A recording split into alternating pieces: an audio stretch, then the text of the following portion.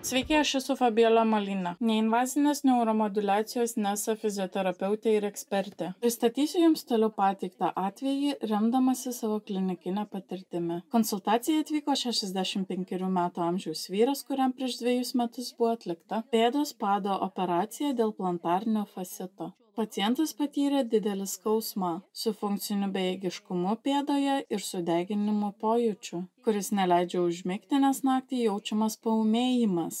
Po ilgus metus trukusios reabilitacijos, nes jis visą tą laiką lankė fizioterapijos užsiėmimus, nusprendėme paskirti jam pasyvų gydymą su X-Signal, kad sumažintume neuropatinį skausmą ir pagerintume jo gyvenimo kokybę. Pradėjome nuo 3-4 centrinių seansų laikydami kryptingąjį elektrodą ties C6, C7, kaip tai darome įprastai.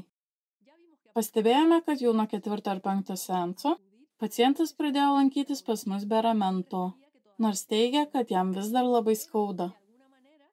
Bet kuriuo atveju jam nebereikėjo vaikščioti naudojant pagalbinės priemonės.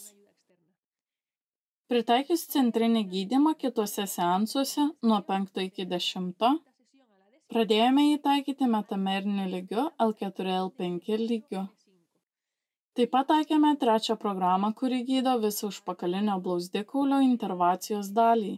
6 programą taikėme, kad sumažintume neuropatinį skausmą, o 7-15 minučių programą taikėme pabaigoje, kad pagerintume visos srities tropizmą. Seansams įsibėgėjus nuo 10-11 seanso, pusvalandžiui pradėjome sutelkti dėmesį į skausmo tašką pėdos pade, naudodami 3, 6 ir 7 programą. Vėlesnių seansų metu įprastai pradedame mažiau naudoti 6 programą ir padidiname 7 programos trukmę, kuri yra daug galingesnė, tačiau iš pradžių ji gali neturėti norimo efekto. Nuo 15-16 seanso pacientas pradėjo jausti didelį pagerėjimą. Jis pradėjo eiti pasivaikščioti su žmona ir jo miegas pagerėjo, nes nebeužsiminė apie skausmus, kurie jį kamuodavo naktį. Šis pacientas dalyvavo 20 seansų. Per 20 seansų pavyko ne tik sumažinti skausmą, bet ir pagerinti funkcinį pajėgumą bei gyvenimo kokybę. Šiam pacientui 65 metai ir jis vis dar norėjo dirbti, tačiau jam turėjo būti išduotas nedarbingumo pažymėjimas. Bet dėl šio gydymo jam to neprireikė.